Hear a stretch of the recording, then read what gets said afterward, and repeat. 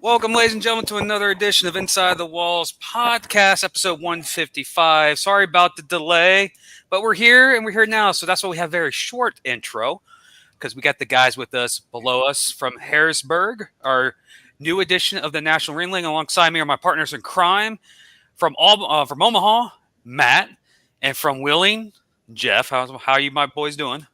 Good, real Doing good. well. Yeah. And to the individuals are on the below, the owner and head coach of the Harrisburg Stampede. Welcome to the National Ring League, gents. Thanks, guys. First off, this is your first ever time on the Inside the Walls podcast. We let loose some. We're not too stuck up. Sometimes we can be. Well, Matt can because with him and his damn fingers. But last season was pretty intriguing for both you guys, especially with the AIF and now the transition of the three organizations to the NAL. How's the last couple of weeks been for both of you guys, especially for the Stampede? Go ahead, Justin. It's been, busy. We've been a lot of calls, a lot of talking and working with, I think we're getting a little feedback. Let me turn this down. Nope, that was my fault. Sorry. Okay. Getting a lot of, things in order for this merger, this, transition time for the Lions and us and Corpus to come on over.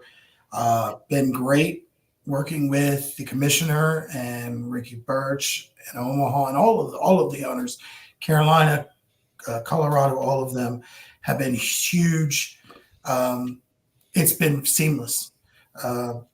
It's basically, in all honesty, I made a comment about a month and a half ago in a AIF owners meeting. I said, we could fight and bang our heads against the wall for expansion.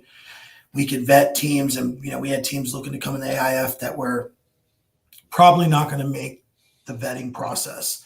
Mm-hmm. And right on that line, like, should we bring them? Should we not? I said, or we can put egos aside.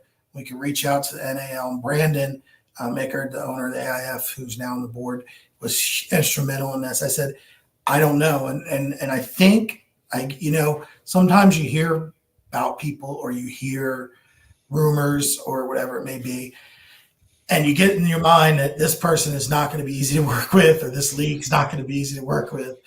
And then, I said, we just need to put all egos aside, make the phone call and say, hey, we're better together than we are individual. And, there's always speculation. There's always rumors. And you guys know that doing podcasts, I'm sure you see them on the boards.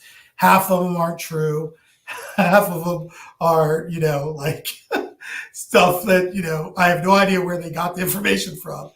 But it was, so Brandon reached out to Ricky and it just was like, he called the first night. And he's like, I talked to him for an hour and a half. He's like, we didn't even talk football. And he's like, this is good. We both agreed. It was just, like I said, it's been everybody put egos and said, let's build the league right. Mm-hmm. And there was a lot of misconceptions. I think AIF and probably NAL both ways that we weren't willing to work. We weren't willing to talk. And I think once we all got on a phone call and all the owners talked, we actually all agreed on a lot of things, hey, we can do this. And then it was just like, now we just got to get some fine details. And it's been great. And, I think the fans are excited about it. I think the sponsors, the corporate sponsors, the players are excited. And, I as an owner, I'm excited. I got to call all my coaches, got Rick and Bernie on, and then we actually had a meeting today, right after our owners meeting. And we're excited for every year. We're excited. I mean, we just relaunching after being gone for 10 years. We were excited to be back, but now it's like, oh man, we're in a new league year 2. It's like, we're excited again. Like, it's all fresh. It's all new. Bernie's a real laid back coach. I've been with Bernie for many, many years. So we have almost 15 years now. Yep. At least. Yeah. So Bernie, you can answer your side. How has it been the last month? I think it's been pretty. I've just sort of been sitting back, and I didn't really want to bother you with too much, because I know till all this stuff transpires, it's all I would be as a coach would be in the way. because, right away we want to ask coaching questions. And I know when these transitions take place, it's business, not coaches worrying about rules and who can do this or who can do that. It's the business end. And I've been doing this since 2005, and I've been through, well, I don't even know how many league name changes and owners. I can't keep track anymore. So you just sort of, ride the wave in, let one go out, and see where you end up. Jeff? So I have a question for Justin. You could probably answer this better than anybody. So when you guys took the 10-year hiatus, when you came back, there was a logo change and a color change a little bit. You guys kind of did away with the yellow. Can you talk about that a little bit, about what was the decision to go to a different logo? And then when you guys came back, it went back to the traditional Harrisburg Stampede logo. Yes. So the backstory real quick with me, the Harrisburg Stampede, the first year they were in existence, they brought up John Morris from Baltimore, brought up the AIF or AIFA. It was voted on, a bull logo, Stampede, by fans. It was a huge contest, and it was ran, and it was voted on. We play at the Pennsylvania Farm Show Complex at Expo Center. It's the largest agricultural building in the United States, including Texas and Alaska. It's massive. There's 3 arenas within the complex, one being too small, nothing big. The middle one, that could be an arena we play in this year, with hoping next year to transition to the large arena. The 3 largest events ever played at the large arena in the Pennsylvania Farm Show Complex is soccer games, over 9,000 fans. So there's potential there. What we did, that when it ran the fan promotion, because in homage to the Pennsylvania Farm Show Complex, they'd have a couple different agriculture shows every year with bulls and cows and lambs, sheep, whatever. So when I bought the team originally in 2012, I purchased the team from John Morris, and I stayed with the same logo, the same everything. I bought the team 90 days, 60 days before we played football. So it was a very much, let's keep status quo, let's just play football and survive. About a month into my ownership, Marcus Colston, his investment company, former Saint, reached out to me, and I brought him in as a minority partner, and we had a great working relationship, and we went on and lost in the championship that year. So after that season, him and I did some recon. We went out for a week and a half to Spokane, Washington, to the Spokane Shock, and they were gracious hosts. We got to see their operations, and we went to a game. At that time, they were the leading team in revenue and attendance. So we wanted to glean what we could from them, to use for our team. Came back and had some meetings and some hard meetings, and it came to the direction I wanted to take the team was a little different than the way he would want to take it. So I sold my 70% equity to Marcus, and then he owned the team for 2 years. He kept the team for 1 year at the Pennsylvania Farm Show Complex, and he took it to the Hershey Arena, the Giant Center. He decided to do a full rebrand after he purchased it from me, and he went to more of a black and blue and went away from the yellow. And he went to, I call it the Bulls logo, blue, the Chicago Bulls head. I found it, I ain't gonna lie, I didn't like it. So after having sold the team, Bernie and my staff all stayed on. They went on and won a championship. They went to the Giant Center and everything, and then sort of like the Colts in the middle of the night. I probably shouldn't say it. No offense to Marcus, he's watching this. But they shuttered the team in the night, and the coaches and all were found out. I don't even know how you found out, Bernie. Probably couldn't say that. But the team went into hiatus. So I am not going to lie. I always felt I made a lot of money, which a lot of people don't do in arena football. And I went away. And you got to remember, I started in coaching. I actually coached for Bernie and coached with Coach Rez for a couple games. So I started out as a coach and went into the ownership. I never decided. I always felt like you need to do one job. If you're a coach, you're a coach. If you're a GM, you're a GM. If you're an owner, you're an owner. Do that job to the best of your ability. So once I became the owner, I never looked back. I wasn't going to go coach and tell them what to do. I hired and let Bernie run his staff. But I did feel that's sort of like, I didn't accomplish and finish my dream. We didn't win a championship. I didn't put my stamp on it. So I sat back. COVID happened. Right before COVID, I thought about trying to bring back arena football in Harrisburg. I lived here. When I started coaching here, I'd only been here at that time for a couple of years. When I bought the team, I had only been here about 7 years. Now you fast forward, and I've been here 17 years. So I feel like my foothold in the big community and in the business world is a lot different. I have 3 other businesses that I own in Harrisburg besides the Stampede. So just sort of felt like it was the right time. But then COVID happened, and I'm like, no, not the right time. Then John Morris reached out to me and said, and I said, why don't you go ahead and bring a team back? I brought the team back and was super excited. And that's when I reached out to Bernie. And one of the first things I think you asked me or Rick asked me, said, what are we doing about logo? And I said, we're going back to the original logo. I think it looks nicer. I think it looks better. I don't want to be a rebranded Chicago Bulls logo. And I want to go to the blue. So we still do. Our secondary color is the yellow gold. Royal blue, yellow. We do mix in the black because the players love it. And so I give them that.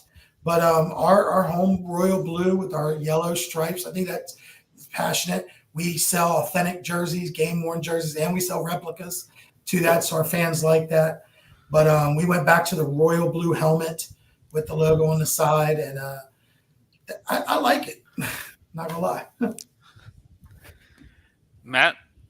Yeah, it's very nice. So you talk a little bit about the history there of the franchise, and in the National Arena League, we've got some historic franchises with the longest running professional indoor football team in America, the Omaha Beef, 25 seasons, and Sioux City's right there with them. So what does it mean to you guys with the history of the Harrisburg franchises that you've had and now joining a league that's got those 2 historic franchises in it? Well, I mean, Bernie could speak on a couple of things. I mean, the Omaha Beef, not having played them yet, we're super excited to be in the NAL. We're excited to be with some of these other teams.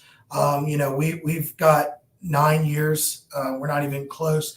We got Columbus Lions. I think they're 18 years. So we're excited to be in an established league with established teams, established history. We want to build the rivalries. Josh and I have been on multiple texts, multiple times. I think we've come up with a rivalry name that I'm not going to spoil it for him, but we're going to have a rivalry with Wheeling, being, we're so close and we're both all in the mountain range here in the Appalachian Mountains. So no, we're super excited. That's what I think we were looking for when we came to the AIF. It didn't work out. The vetting, and no, I want to make sure this is clear, because I don't think the fans quite get this enough, or the pod or the groups. Brandon Ickard took over the AIF, and there was many mistakes made where the previous ownership did not vet teams correctly. And so some of the things that people saw him doing were fixing problems that were already there. We're so happy to be a part of a league with strong owners that everybody's got to say, everybody's vote. The chemistry on our calls with the commissioner have been, you guys don't see it, but I can tell you it's amazing. I've been on other league calls. I've been on other owner calls, and I'm like, what the hell is that owner saying? But everybody here cares about the business. We care about the brand. We're not NFL, but what I will say is that these owners care about the league. They care about the shield. If we, that everybody talks about the NFL shield. Well, if NAL has a shield, a crest, these owners care about it. We're all vested. And so that's great. That's what we want. I want my coaches to care about the team. I want my players to care about it. I want the league to care about it. I want my partners, the other owners, to care about it. And that's how we build a strong league. That's how we build the best league in the country. And I think the NAL, we're coming. We're coming like a freight train. Great teams, man. Well, also you still say that. What did the owner just say?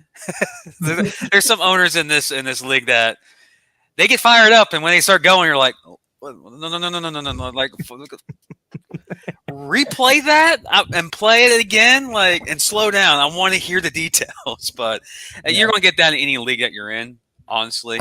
But for a guy who's covered this league for 3.5 years and watched the growth of the league, especially with the new ownership group and Todd Walkenhorst, the commissioner, Ricky, that's in charge of expansion, we ain't playing around this offseason from what we got. We got 3 organizations, 4 new ones, including Willing. And I want to get on top of the Willing situation. I was just up there for the championship game last weekend. Or was it last weekend? Yeah. It seems like decades ago there, Jeff. Yeah. 2 weeks. So, yeah. Time flies when you're having fun. That fan base is ready. They're excited, and having a partner in the same area, can't say the same state, very close. Well, you sneeze and you're in Pennsylvania. Listen, I'm throwing the gauntlet. I'm going to go jump speed real quick. Everybody in West Virginia wants to be in Pennsylvania. Okay, nobody's like, okay. I mean, come on, man. Mountaineers want to be Penn State. Wheeling Miners want to be Harrisburg Stampede. Let's just be honest and say what it is. There we go. We got it out. That's what you were trying to say. There it is. No, I was going to build up to the rivalry that Coach Rez and Willing is trying to get with Harrisburg, trying to establish in the league. Oh, and there it is. Pause. Here comes the strays from Coach Rez. And we are officially off the rails. Yeah. But again, like you see in every league, the IFL has little rivalries that are starting. And the NAL, we used to have one with Jacksonville and Orlando or Jacksonville, Carolina. And we have one currently, the longest reigning rivalry in the sport, Sioux City and Omaha. But that's it. And having Willing and you guys right basically down the street from each other. It's not down the street technically, but and really arm's reach of each other. Mm-hmm. There's a potential of having that as the next great rivalry, especially in the NAL, for not just this season, but for future seasons. It will be.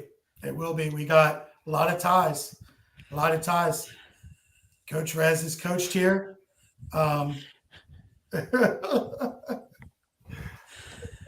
Yeah. Now Omaha's firing shots. I love it. Well, I figured I'd fire the first one. I mean, I'll give Coach Rez some bulletin board material, but at the end of the day, yeah, I mean, it's a great, we've got great rivalries, coaches that have coached together, coached against each other, experienced coaches. I mean, I got a coach, my coaching staff, I'll put against any coaching staff in anywhere. My assistant head coach, OC, Rick, Bernie have been together for 10 years. And, Rick's been an NAL head coach. People forget he was an NAL head coach years ago and was a good head coach and still is. I call him my offensive guru, and Josh is throwing shots there. But I think it's going to be great for the NAL. It's going to be great for the Wheeling Miners. It's going to be great for the Harrisburg Stampede. We're going to help build that. That is what you want in a league. You want rivalries. You want competition. You want organizations that care about their fans. They care about putting quality product, not just on the field. The field is like the icing on a cake. You gotta put the eggs, the flour, you gotta bake the cake correctly. Mm-hmm. And that starts in your organization and your game day experience, your front office, your dance team, just everything, your social media, your marketing, your advertising, your website. And if you do all of those things right, when you put all that cake together, you get this cake, and then the icing is the football team. And that football team will come out. There'll be fans there for them, cheering them on, and a fan base, and they'll be advertised and marketed correctly. And there you go. You can get a good team. And we're excited, man. I'm excited to play Wheeling. We got 3 league champions in our NAL this year. So we got some stiff competition. Probably one of the best indoor games I've ever been a part of was the home game against the Columbus Lions. We set our attendance record, 1781 for this past season, and not one person left early. And multiple players have told me including some Columbus Lions. It was the loudest game of the year for them. It was intense. I mean, it went down to the last 30 seconds, and we lost by 8, but were we going to score? Were we going to hold them or not? Rivalries are great at this level, and the players, and I think coaches help that. So definitely going to have Bernie against Coach Rez. They have a history. Both of them were in Harrisburg, and so we're going to lean on that. But I think that Josh wants to do it the right way. I know he does, and Chris, and we're all going. I'm looking forward to. I'm not going to lie. I'm going to throw another shot out here. I've never played the Omaha Beef. My brother was born in Lincoln, Nebraska, but I've never actually been to Nebraska myself.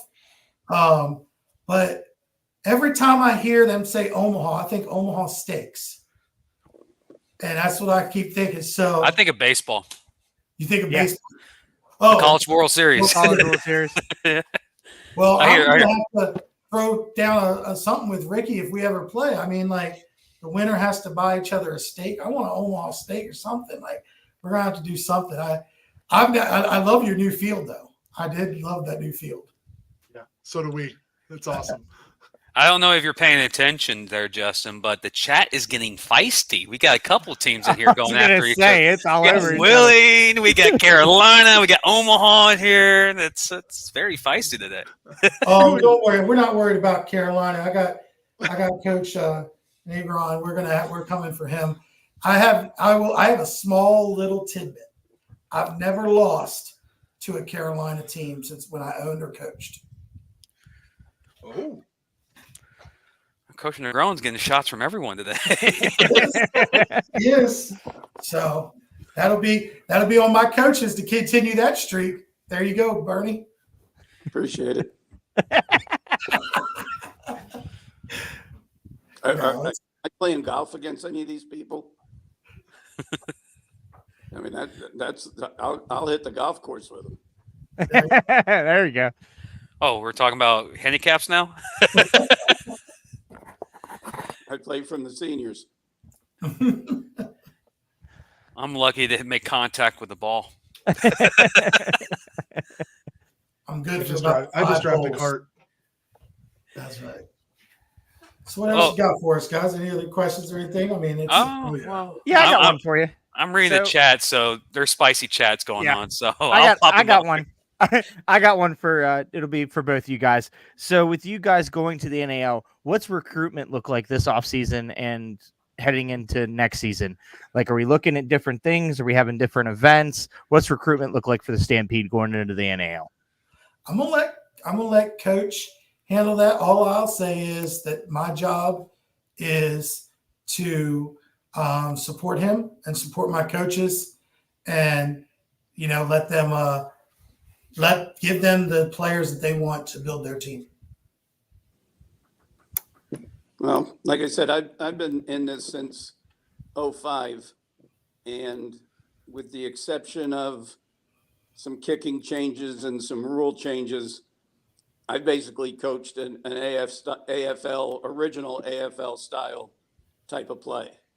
So going into this year, it is the first time that I've got to look at the changes in the way the game is played in the NAL. So it could affect some differences in how you recruit certain positions versus, what we've done in the past, again, being a more AFL heavy type of play. So I think there'll be some changes, here or there, just may change a little bit in certain recruiting areas.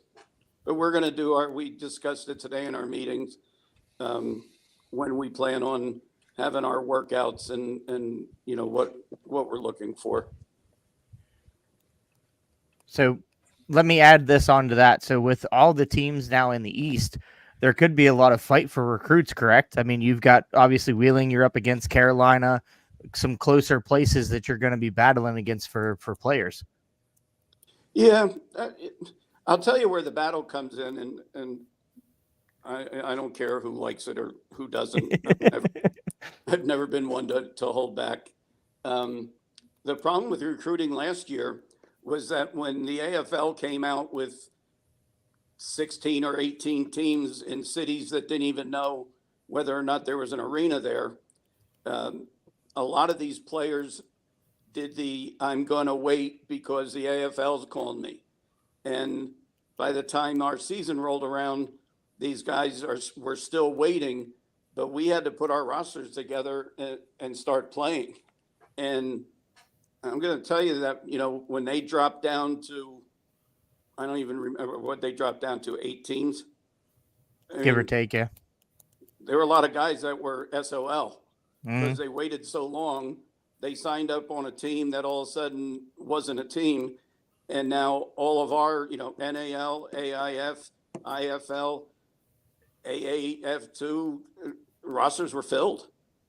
And what are you going to do? Get rid of, you're going to get rid of a rostered player because you got a shot at an AFL guy who basically puts you on hold for 5 months.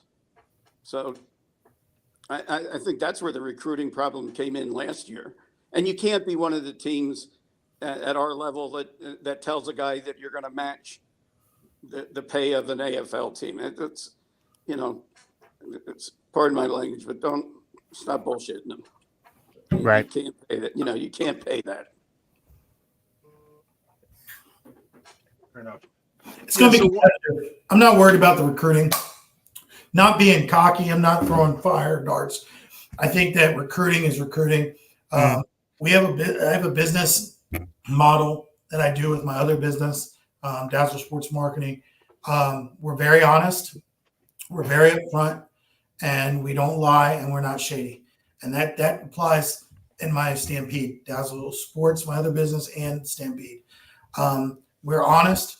There's not a player that can come out there and say we owe him a dollar. There's not a player that say we lied to him. I think a lot of the other teams all the teams in the NAL are like that. I think as long as we're being honest with players, we're telling them what we're going to play. We sign them to an NAL contract, and we're upfront with them and transparent. And then we're not going to have any other problem. I think the other leagues need to be more worried about us recruiting against them than it is per se. Does that mean we're going to lose some players to other teams? Sure. Does that mean we're going to recruit and get some players from other teams? Sure.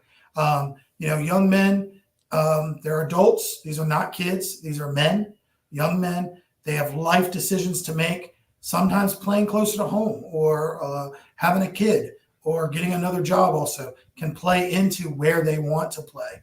I was going to say geography can play into that. Right. And it's just being honest. And, Wheeling's going to take some, we're going to take some, we're going to lose some. I mean, that's just the way it works when you start recruiting. But I believe that we're in a strong league with great owners, great GMs and head coaches that are recruiting ethically, with integrity, and being honest with these players. We're not lying to them. We're not playing games with them. And I think that's going to, I think across the board, that's going to make recruiting in the NAL easier and better. And we're going to be a league that other teams are going to want to become part of. And they're going to be players talk. And I think that's going to be the thing we're going to be known for as NAL, is that we treat our players right. We travel good. We feed them. We house them. We pay them. And, all the teams collectively, and, hey, my man, you should be playing in the NAL. You shouldn't be playing for this team, or, and I think that's going to help. Matt? Yeah. So one of the things that I'm really curious about, just from the standpoint of, your city and your community, everything, is what is the buy-in from the community there in Harrisburg as far as the Stampede go? Do you get how has the support been there for you guys in the last couple seasons, or even since you guys came back? Well, we've only got one season because we've only been back one, and then we got to go back 10 seasons, and those last 2 I wasn't there. I will speak from the fan perspective. 10 years ago, I think the move from Harrisburg to Hershey was incorrect. He did it for 1 year. I think that it was a nicer facility on some levels, but the cost of the facility was outrageous. And it also, I don't know if you guys have this in your area, but we do. If you're in Harrisburg, you don't want to drive to Hershey. And if you're in Hershey, you're not coming to Harrisburg. So it was almost like they had the fans that they did. They got half of the season ticket holders to go with, and they got some new season ticket holders, but half the season ticket holders didn't go with. So it was a push. And then you're paying for the same amount of money, or actually 5 times the amount for the arena. So that was then 10 years. A lot of people forgot about Harrisburg. I think there was good momentum, good advertising and marketing. I think that Marcus could have continued it. It would have been good. He chose not to for whatever reason. Last year was great. We set the single season attendance for season ticket holders. I think we're going to at least 20 to 30% growth over that this year. We had 43 sponsors, corporate sponsors, which is, I'm pretty sure that's a record for Stampede. The big thing that I hear is multiple things. A lot of people are like, our penetration rate is still not even remotely where it should be. I mean, I talk to people all the time. They're like, never even heard, didn't know we had an arena football team. Never heard of the Stampede. Other people, I've heard of them. I want to catch a game. How do I get there? Where's the website?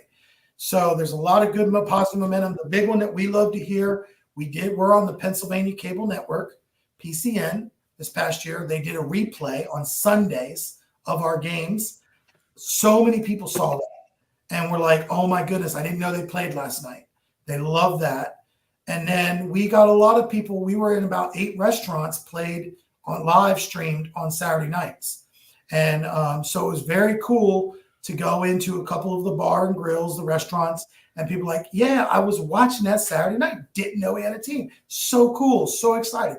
Instantly, anybody from Harrisburg recognizes the Pennsylvania Farm Show complex. Like it or not, it's a farm building. It's an agriculture building. So it gets a little dirty. Our motto was embrace the dirt. Wear your cowboy boots and jeans because it's going to get down. But we always laugh because so many people recognize the building. They're like, we didn't even know you guys played there. So it's been great. We're going to increase that. We're looking for a 20%, 22, 23% growth rate on sponsorship, attendance, penetration rate, marketing, advertising across the board.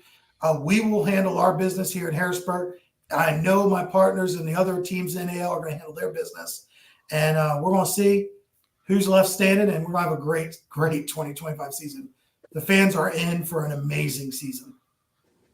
So with the transition to the NAL, seems like you guys are already focusing on the 2025 season as we're getting close to free agent signings. I don't know. I think it's in November is the new league year. I think it's when everything turns. Is there any players that you think either you or the coach are trying to find to see the return? Is there anybody coming back that the Harrisburg family may know by right now? Yeah, I mean, I'm free to release a couple of them. We have Todd Simmons returning, all-star wide receiver. He was just recently with the Ravens. He's coming back. We have Devin Thomas returning. He's coming back. He was with us both of them played the whole season with us. They're coming back. We have a couple other players returning that we're signing that are signing their contracts. I just got the coaches their contracts, and we're getting that. We have to. I do need to discuss this next week at the league meetings, how we have to submit our rosters and things like that. But I see you laughing, Josh. It's all good, man. It's all good. They're going to be playing for us. Oh, trust me, I know. He's trying to coach. It's all good. It's all good and fun and games. Head coaches love to do that type of stuff, but they beat us into the NAL, but they're not going to beat us to keeping our own players.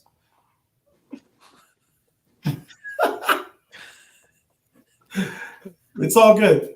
That's the only 2 that I have under contract right now. I'm just waiting for Josh to say something. I mean, it's all good. I mean, he's got, I know. I mean, hey, it's a flattery it's a good knock on us that he would want some of our players. I mean, clearly, he won a championship, and Devin played for him for a couple of games in the playoffs and all. So I wanted to ask you guys, we talked a little bit about the teams that are in the NAL, whatever, other than Wheeling, because we've obviously beat that with a dead horse or whatever it is you say. Is there any other teams, Coach and Justin, that you're looking forward to seeing your guys' team match up with next season in the NAL? There's Kevin. I tell you, I really like the Corpus Christi Tritons. We did our owner meetings last year down there, and great ownership group, good guys, and nice arena. So that's what he's talking. I look forward to playing Columbus. To me, we need to beat Columbus. No disrespect to Wheeling. I'm not going to fire anymore. Well, yeah, I'm going to fire another shot. That was a developmental league. Now they're in the big boys league with the big boys. They can now play against Columbus and us in Carolina. If they run through us, then they deserve every bit of everything. They're great guys. They got some stars. I mean, I have a lot of respect for some of their players. Flowers, their quarterback. I mean, they got great coaches and they got great players. But, you know, at the end of the day, we played one team the same. One. We played one team. He's saying we played the same teams. We played one. But either way, like I said, the championship game, Columbus is my team. That's as an owner. If we can't beat Columbus Lions, and we got blown out 2 games down there, but we played very close at home. The team at home was our team. We went in 6 starters down the first game down there. And, in arena football, that's 25% of your team. So, I mean, there's no team, I don't care who it is, and all of them will agree. I think everyone would agree. If you're down 6 starters that are key starters, you're going to struggle. You can't replace them in 1 week. You can't. You can have guys in the wings and recruiting, and everybody talks about recruiting. You're not recruiting starting quarterback, starting wide receiver, starting 2 of your O linemen, 1 D line, and flipping that in 1 week. So, but we're excited. I think Columbus is in our side. Columbus and Wheeling would be in Carolina even. We've not played them. Carolina, it's going to be good competition. I mean, every week you got to bring it in NAL. Good teams. I'll bring the butter. You bring the popcorn. Let's get it. Coach, what are your thoughts? We got to get you in here. He's quiet right now because he's letting me do it all, put all over there. But he has no problem throwing down some smack talk. Yeah, I'd be honest with you. I like to travel. I can't count the number of states and cities that I've been in since 2005, and I enjoy going into hostile territory and doing what we can to walk out with a win. So I would say since I've been in this, obviously the 5 years that I was with the Soul, and that was the real AFL. I mean, everything was run wonderfully. 2009, when I was with Reading and we won the AIF against Wyoming, the AIF in 2009 was still being run really, really well. And to me right now, that's what the NAL looks like. It's solid teams, it's solid competition, it's good facilities. And, I don't know if somebody can run the table. You could be a 5-5 playoff team. I just think it's going to be quality football across the board. Good point, and especially with 3 teams coming in this season with undefeated records, 3 going to have the 3 longest winning streaks in the industry. It's going to be the competition is going to be a little fierce, and what's pretty interesting is they feel like those teams are falling on the East Coast side of the league. Besides Omaha, they're in the middle of the country, so you can't play junior high schools every week.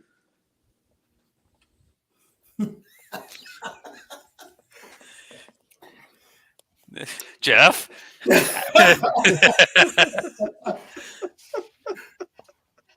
I'm just What's up? easy, Omaha, easy. But gents, I wanted to, We're gonna have to change an episode called the Inside the Walls Battle Royale and actually have everybody from every single team on the show just throwing haymakers and have the people vote on who won each round, and that's how you create the champion. Well, I can Because say this though, man, the fans and the staff, all of you guys, the reporters, podcast, all of you guys, man, absolutely, we're all winning in this. We're getting the best football. We're getting the strongest teams all into the right league together, and now we're moving forward. And it's going to be exciting because I think the fans are going to get great quality of football all across every team, every game, every week, every whole season. well, Rez has a question for Coach. How was it coaching with Coach Roselle? Absolutely love Clint. Love him to death. Learned a lot from him. How many Marine Bowls do you have? Like 4? No, we won back-to-back 16 and 17, and we went back in 19 and we lost up in Albany. He should have had more as a player too. Unfortunately, those Dallas teams just kind of fizzled out. Yeah, I have some memories of the 17 team. They came down to Jacksonville for the Eastern Conference Championship and waxed us. I still remember that game vividly. I'm sure that he's not watching. So if you want to get yourself some entertainment, you go to the Dallas Desperados website that's still working, and see Clint's head put on Uncle Rico from Napoleon Dynamite. It is a classic. That's great. That's great. So, and yeah, Coach Rez said they were JV teams, not junior high teams. Put some respect on it, all right? So they were 15. Yeah, give or take. They just learned how to tackle last year. Give the guys a break. Their flags just came off. Well, gents, I want to say thank you for joining tonight's episode. Sorry about the delay. That's my end. And welcome to the National Arena League. So if you see us on here, we're usually talking about the league in a positive way, and you're more than welcome to join the chat like you see everyone else here around the league. They like to – a lot of haymakers get thrown in the chat, especially from Coach. And you got Coach Rez here. Ricky was here. Who else was here? The ownership group of – Brad Morelli was here. Yeah. A lot of good guys there. But Hector Garcia from Corpus Christi. Yep. But like I said, no haymakers. It's all love. It's good for the league, and hey, it's good for all these teams. We're excited. Thanks for having us. Hey, you're more than welcome to join. Coach, I know recruiting is on the horizon and the season's wrapped up. Take some time off. Go with family. Go spend some time. Or are you already fully going for next season? So I was at Wisconsin for 2 weeks seeing my son before he starts his football season for his senior year of college. So I'll get out to see a game or two. And on the weekends, I actually do color commentary for Eastern University for their football games. So football pretty much will be entrenched from August 1 until this time next year. Yeah. Of some level. I have a young high guys school. just got to do like this before you get off the air. You got to put your hand up like this and go horns up.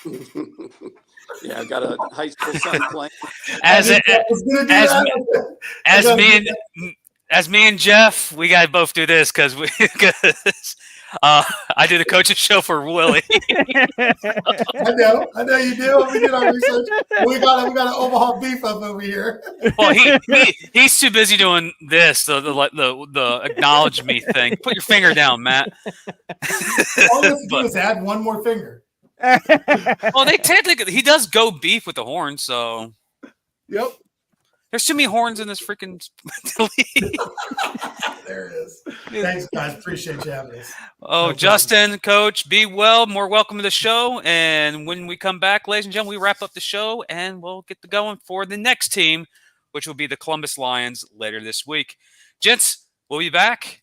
Enjoy your time. We'll be back after this. That's if I can find the ad. Hold on. Me. Here we go.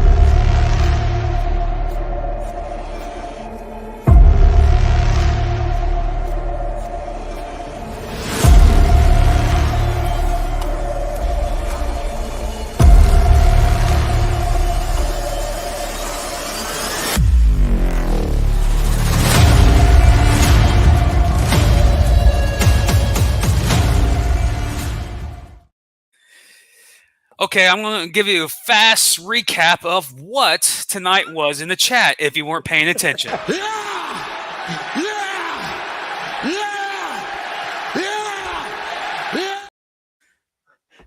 Those haymakers everywhere. Oh, it was fantastic. It was probably one of the most fan reactions we've seen, I would say. I mean, it was flying off the chain all night. It was pretty. We missed out. Coach Loban was also on earlier, so Sioux City. So everyone in I can't say east of the Mississippi. Sioux City, Omaha, they're west, but everyone else was on, like Colorado, Idaho. What's going on? Is it still dinner time for them over there? So why? Might be. I'm not sure. But Kevin Cecil's here, Ricky's here.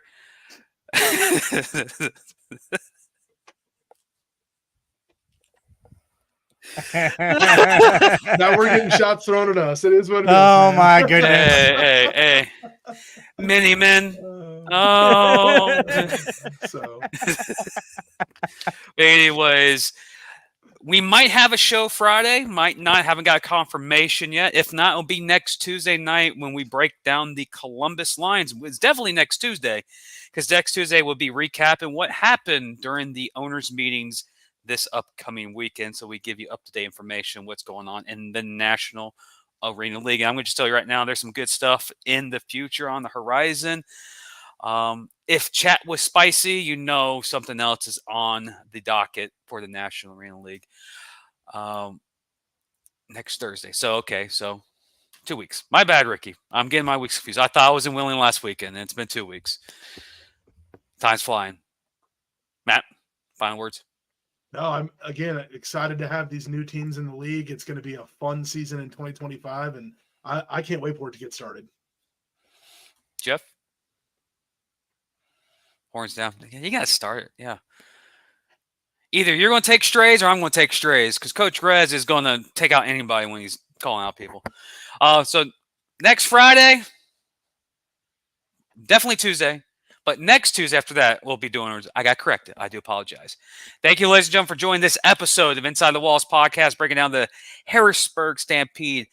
Keep a lookout. We might be here on Friday, but definitely on Tuesday with the Columbus Lions welcome episode with Columbus Lions ownership and coaching staff. With that, ladies and gentlemen, be well, be safe, and remember, love thy neighbor, because we don't need to be hating each other. We got to love each other, respect each other, because we're here for a reason. With that, there's Mr. Omaha with the acknowledge me finger, and horns down there with Jeff. And I'm Jim. We'll see you guys next week.